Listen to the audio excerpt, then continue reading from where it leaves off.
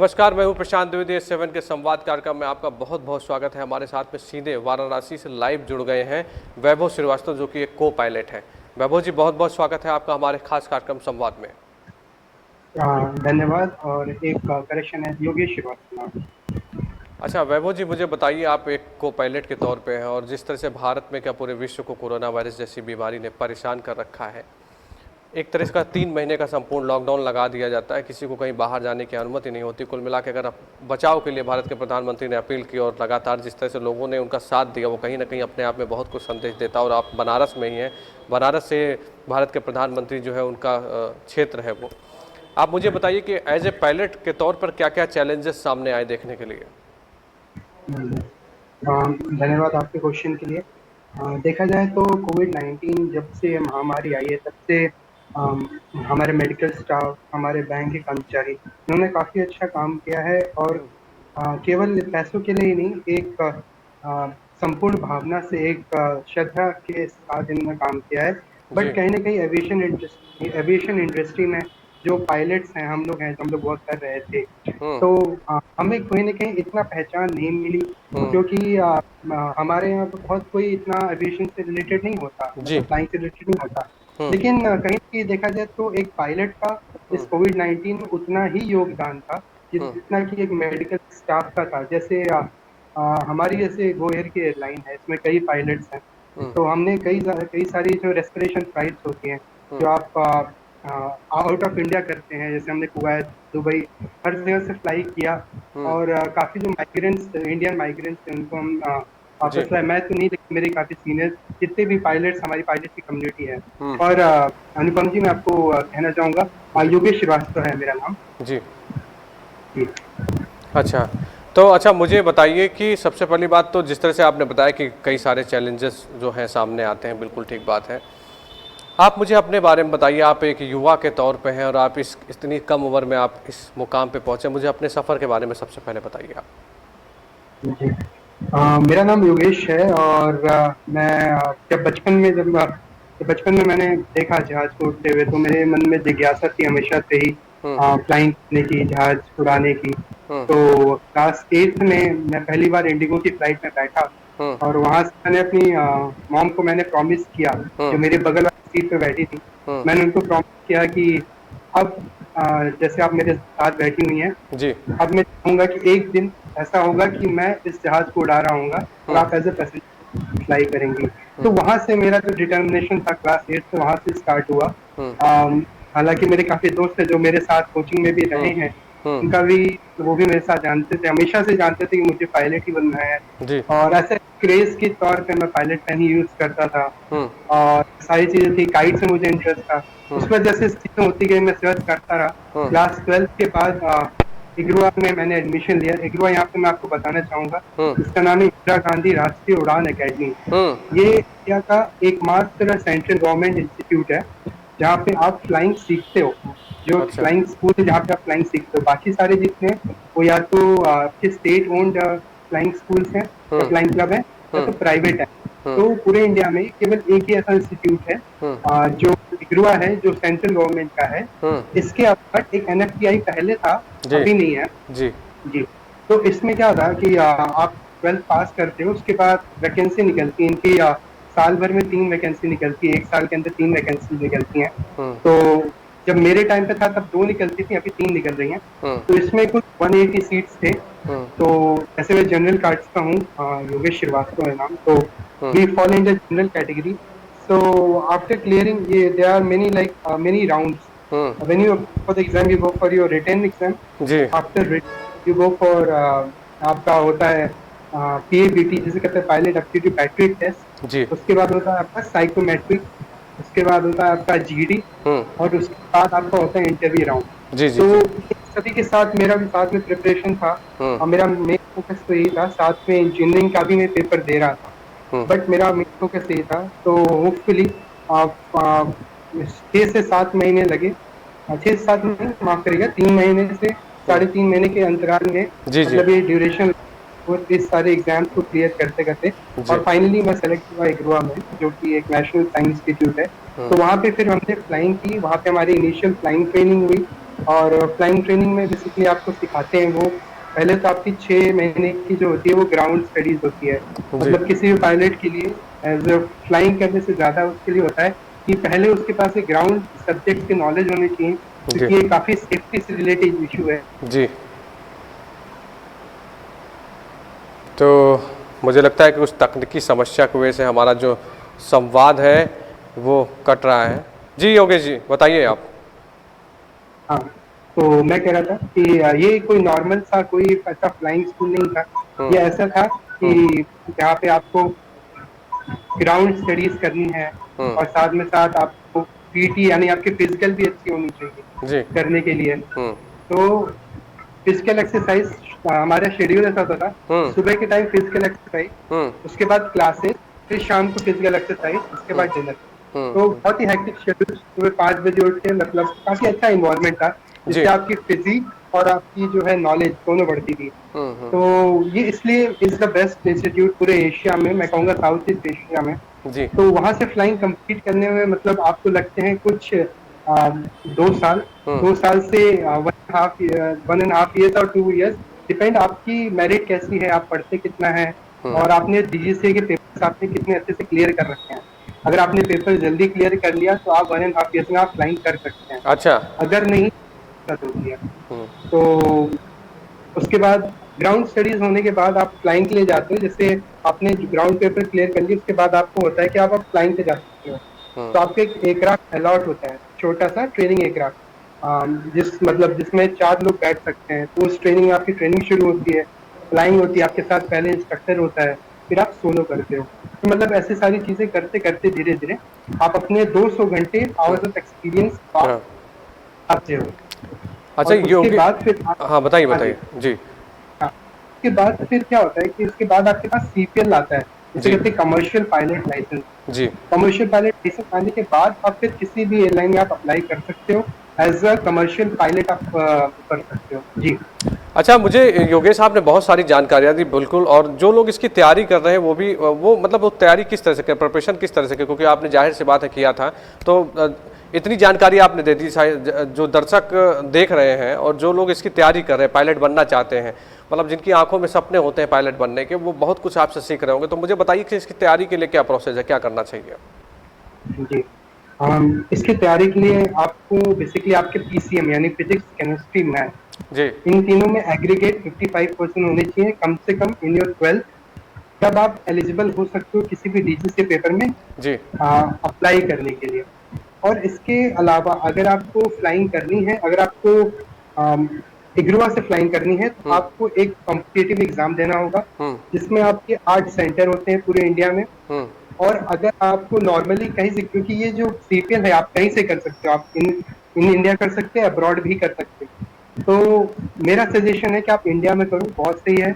और जहाँ तक प्रिपरेशन की बात है, आपको अपनी फिजिक्स, केमिस्ट्री और मैथ बहुत ही बेसिक नॉलेज, क्योंकि आपका कंपटीशन टफ हो जाता है, आपका पेपर हार्ड नहीं होता, लेकिन आपको कंपटीशन हो जाता है। क्योंकि आप जस्ट इमेजिन आपके पेपर अपेयर करने के लिए 10,000 पीपल करीब आते हैं, 110 आपके 7,000 से 10,000 के आसपास, और जो सेलेक्ट हो रहे हैं वो केवल 180 हो रहे हैं। तो आपका paper is not a determining fact, fact is कि आपकी कंपटीशन बढ़ जा रही है। तो उसके लिए वेरी बेसिक आपका फिजिक्स, केमिस्ट्री और मैथ में आपका पकड़, जनरल नॉलेज और रीजनिंग। रीजनिंग भी एक होती है, जी जिसमें आपको बताना पड़ता है, मतलब इमेजेस होते हैं, आपको अनलॉक करने पड़ते हैं। मतलब रीजनिंग पे अगर आप पढ़ के जाएंगे तो उसमें से 4-5 क्वेश्चन वहां से भी आते हैं जी। जी। अच्छा मुझे बताइए कि अभी आप मतलब आप जब को पायलट बन गए उसके बाद तो अभी क्या कौन कौन सी एयरलाइंस में आपने काम किया है कि अभी कहाँ पे कर रहे हैं, इस समय सेवा कहाँ पे दे रहे हैं आप। जी, एक्चुअली मेरी सीपीएल के बाद मैं as a flight instructor assistant, hmm flight instructor, यानी जहाँ पे मैं फ्लाई करता था वहीं जी पे अपने टीचर्स को, मतलब जो स्टूडेंट्स आते थे उनको मैं सिखाता था एज ए असिस्टेंट फ्लाइट जी इंस्ट्रक्टर। उसके बाद वैकेंसी आई एयर एशिया इंडिया की। जी तो मैं एयर एशिया इंडिया में मैंने अप्लाई किया, वहाँ मैंने सारी चीज़ें क्लियर की।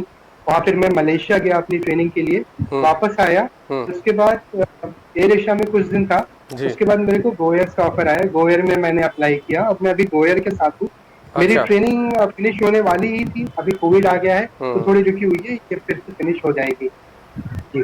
अच्छा योगेश आप इसके अलावा भी बहुत सारे शौक रखते हैं, मैं देख रहा था आपका एक यूट्यूब खुद का चैनल है जिसमें आप कुछ ना कुछ अपने माउथ ऑर्गन से कुछ ना कोई धुन सुनाते हैं। हमें भी एक अच्छी सी धुन सुनाइए सबसे पहले आप। जी बिल्कुल भैया,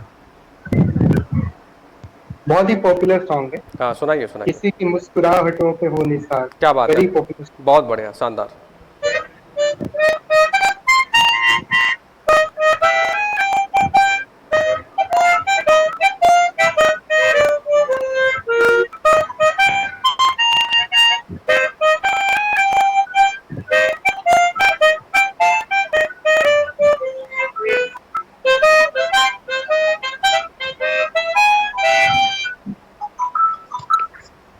लगता है कुछ तकनीकी समस्या जी है। मैं चाहूँगा कि फुल जी फ्रेम में मुझे ले लिया जाए। और मैं आपको बताऊं कि हम लोग S7 के संवाद कार्यक्रम के तहत लगातार आपको उन शख्सियत से मिलाते हैं जिन्होंने अपने क्षेत्र का नाम रोशन किया है, जो समाज सेवा में कुछ ना कुछ काम कर रहे हैं, जो चिकित्सा क्षेत्र में कुछ ना कुछ काम कर रहे हैं। और जाहिर सी बात है कि S7 संवाद कार्यक्रम का मकसद यही है कि जो भी प्रतिभावान लोग हैं, जो अपने अपने क्षेत्र में अच्छे से भागीदारी कर रहे हों, उनको दिखाने का हमारा सबसे पहला मकसद है। और S7 न्यूज़ चैनल आप देखिए, कोरोना वायरस जैसी महामारी चल रही है, उसको देखते हुए भी एक अवेयरनेस प्रोग्राम हम लोग कर रहे हैं, जिसके तहत हम आपको बताते हैं कि आपको सबसे पहले सावधानी बरतनी चाहिए। आपको बाज़ारों में कम जाना है, मास्क लगाना है। उत्तर प्रदेश सरकार के और भारत सरकार की जो भी गाइडलाइंस हैं उनको आपको फॉलो भी करना है, क्योंकि स्वास्थ्य अगर आपका ठीक रहेगा तो सब कुछ अच्छा ही रहेगा। योगेश जी मेरे साथ फिर से जुड़ गए। योगेश जी आप अपनी धुन को जी सुनाइए, फिर से एक बार पूरा करिए उसको। जी, माफी चाहूंगा थोड़ा। कोई बात नहीं, होता है। जी जी जी, ठीक है।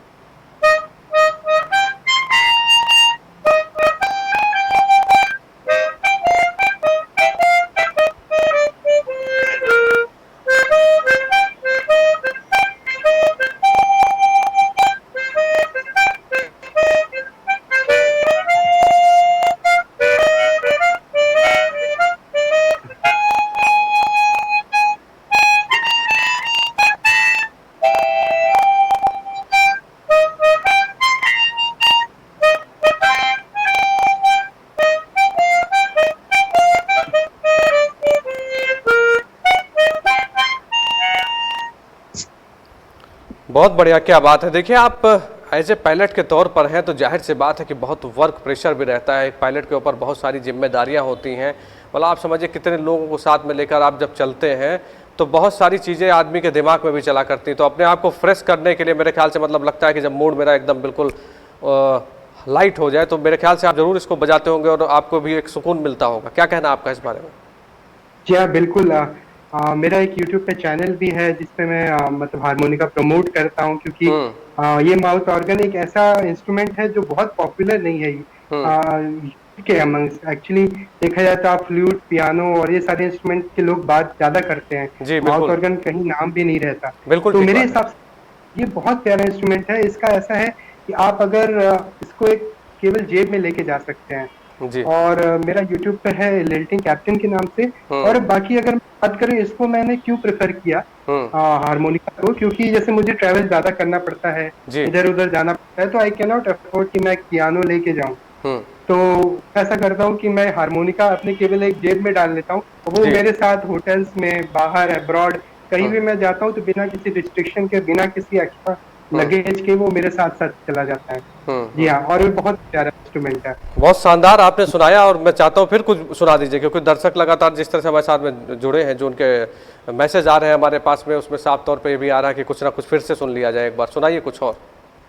जी, जैसे अभी हम जानते हैं कि सुशांत सिंह राजपूत जी, हम्म उनका बहुत ही दुखद निधन हो गया। जी तो जी। उनकी याद में मैं एक हारमोनिका में आपको आप ट्यून सुनाता हूँ, जो हम्म बहुत ही प्यारा है, बहुत हम्म ही फेमस है। सुनाइए।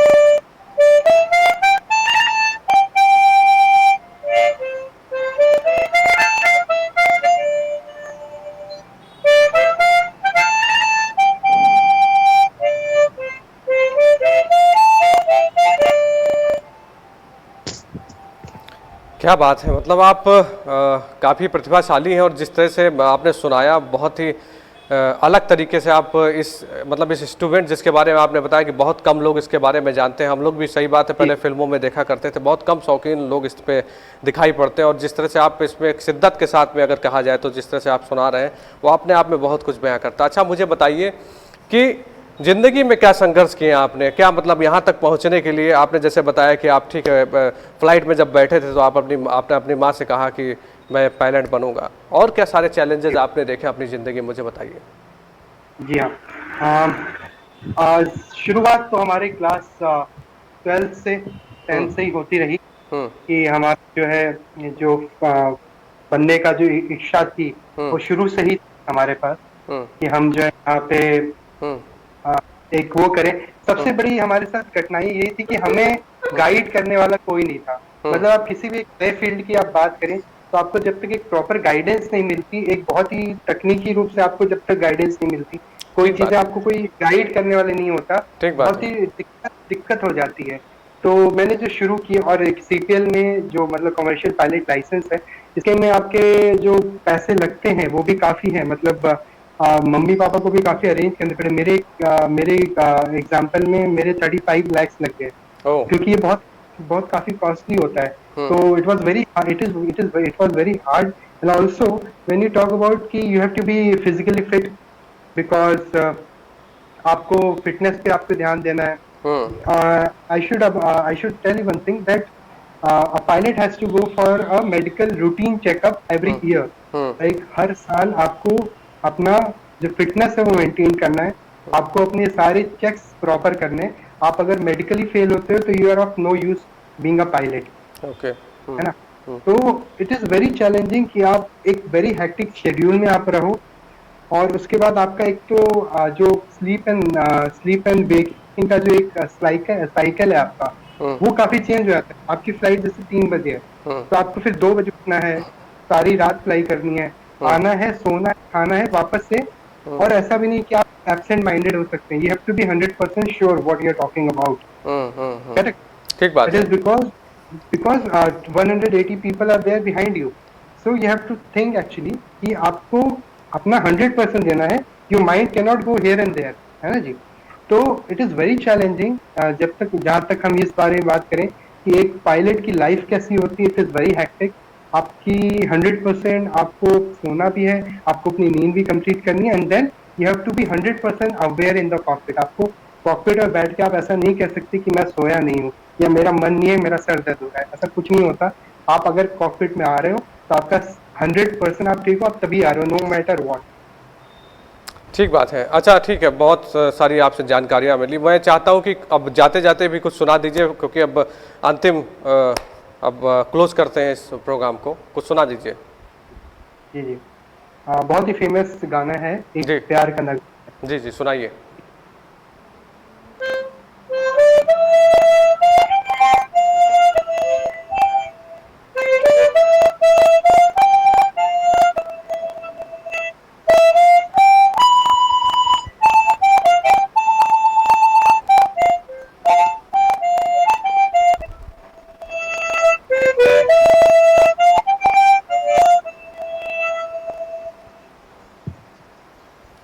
देखिए आप सुना ही रहे थे, तब तक फिर मेरे पास में कुछ मैसेजेस आ गए हैं। अगर कुछ और भी आप एक और धुन सुना दीजिए तो बहुत अच्छा रहेगा, क्योंकि दर्शक कह रहे हैं कि उन्हें योगेश से कुछ ना कुछ सुनना है।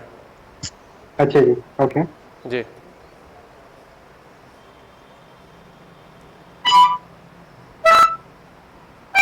हम्म,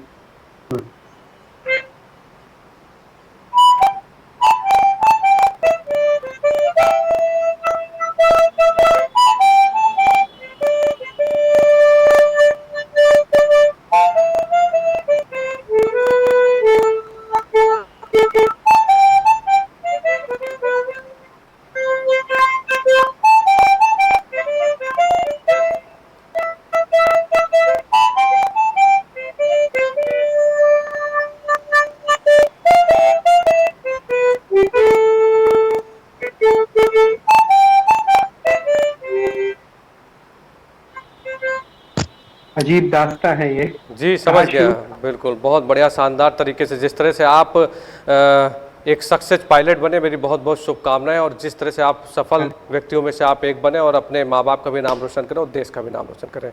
हमसे सीधे आप जुड़े इसके लिए आपका बहुत बहुत धन्यवाद, बहुत बहुत शुभकामनाएं आपको। धन्यवाद। तो ये थे योगेश श्रीवास्तव जो सीधे हमारे साथ में बनारस से जुड़े थे। मैं आपको बता दूं कि योगेश श्रीवास्तव एक सफल पायलट के रूप में है और देखिए वो संगीत के भी एक तरह से देखा जाए चाहने वालों में से एक है। जिस तरह से उन्होंने अपना यूट्यूब चैनल बना रखा है, उनकी धुनें बहुत कुछ कहती हैं। और S7 के संवाद कार्यक्रम में फिर होगी आपसे मुलाकात। अपना ध्यान रखिए, सुरक्षित रहिए, मास्क लगाइए, बाजारों में कम जाइए क्योंकि कोरोना वायरस जैसी बीमारी की अभी कोई दवा नहीं बनी है। S7 के संवाद में फिर होगी आपसे मुलाकात। नमस्कार।